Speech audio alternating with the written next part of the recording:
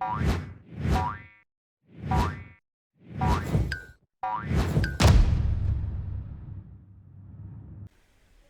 and welcome back to Frogboy X1 Gaming. I'm Andrew and today we're talking about Xbox. So if you like this content, don't forget to hit like and subscribe and let's get started with this.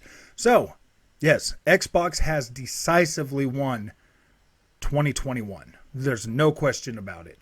Halo Infinite, Forza Horizon 5 are two amazing games. And we still haven't even gotten the campaign for Halo. But the multiplayer just dropped today in a beta form that is playable until the actual launch of the game. And yes, it is the full multiplayer experience. You can even buy a battle pass. All your stuff will carry over once that is live on December 8th. So let's go ahead and take a look at the whole year of Xbox. I've already thought that Xbox won, but this is the decisive factor. This is the decisive moment that puts Xbox over the edge in 2021. PlayStation handily beat all other platforms in 2020. There is no question about that. Amazing games from Sucker Punch and, Naughty Dog definitely put that console over the top. Other titles like Final Fantasy, Neo 2, PlayStation decisively won 2020, and there's no question about that. None whatsoever. Their output for 2021 has been mediocre at best. That's my opinion. I've bought every single one of those first-party games, and that is where I've landed, with Ratchet & Clank Rift Apart being rated the highest in my opinion, and everything else, well, I don't know. I mean, Deathloop was pretty freaking good too. I think Deathloop was more important than Ratchet & Clank Rift Apart, if you want me to be completely honest. But that's a Microsoft studio now, so that kind of feels weird. So I'm going to go with Ratchet & Clank just because of the fact I don't want to negate Deathloop, but Deathloop is coming to Xbox next year, whether you like it or not, and it will be on Game Pass. So a delayed response until it comes to the Xbox, whatever. PlayStation was forward thinking enough to bring us that, but I just don't think Deathloop beats Halo. It doesn't. I just don't think Ratchet & Clank Rift Apart beats Forza Horizon 5. It just doesn't. And the numbers speak for themselves. As our buddy Jim Ryan likes to say, we'll let the games speak for themselves. Well, if you look at the games and them speaking, those games on the Xbox are far more popular than the ones that the PlayStation 5 put out this year. So, Xbox decisively wins 2021. What will happen next year is anybody's guess. We have a lot of good bangers coming from PlayStation, and we have some pretty decent sounding games coming from Xbox. PlayStation games are proven titles. Most of them are sequels, whereas on the Xbox side, we got some new IP in there, man. We've definitely got new IP, so that is exciting all in its own. We already know the sure, safe bet. Things are going to be fine. They're going to sell like they always sell. They're going to do as good as they normally do. It's the new IPs that Xbox is bringing to the table that have really got me excited, that have got more people excited. We're going to see how next year plays out.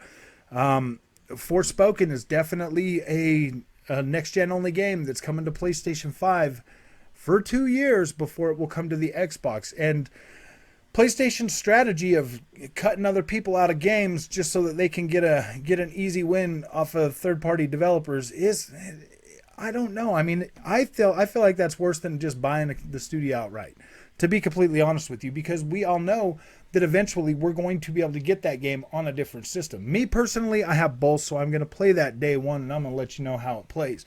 But as far as being able to create their own content, PlayStation is really starting to lack a lot of studios.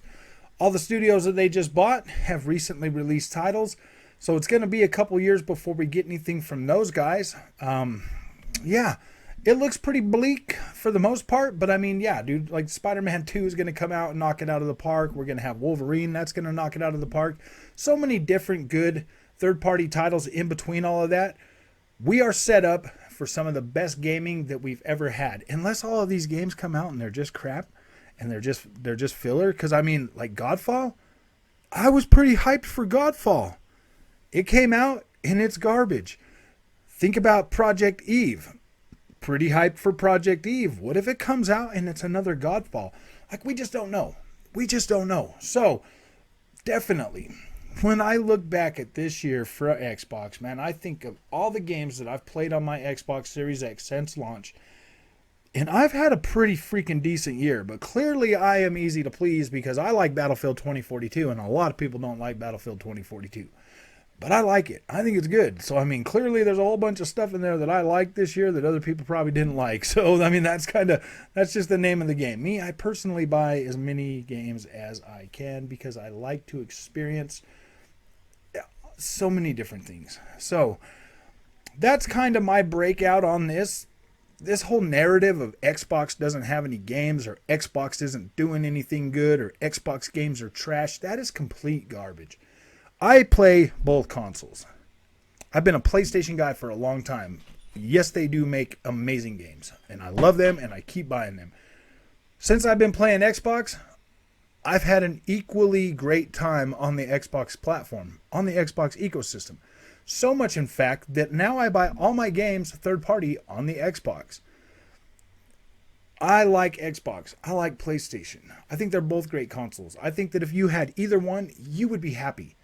Do I think you would be happy at the end of this year? Maybe not as happy as you should be, but dude, it is what it is. Forza Horizon Horizon Forbidden West was supposed to be the end of the year game for PlayStation.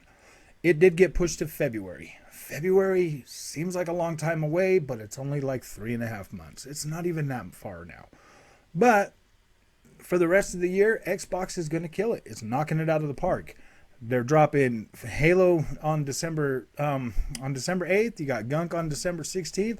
You got a pretty good year. You got a pretty good year, and Xbox has definitely taken the crown this time. They have delivered. They were underhyped and over-delivered. PlayStation 5 has been pretty overhyped and under-delivered.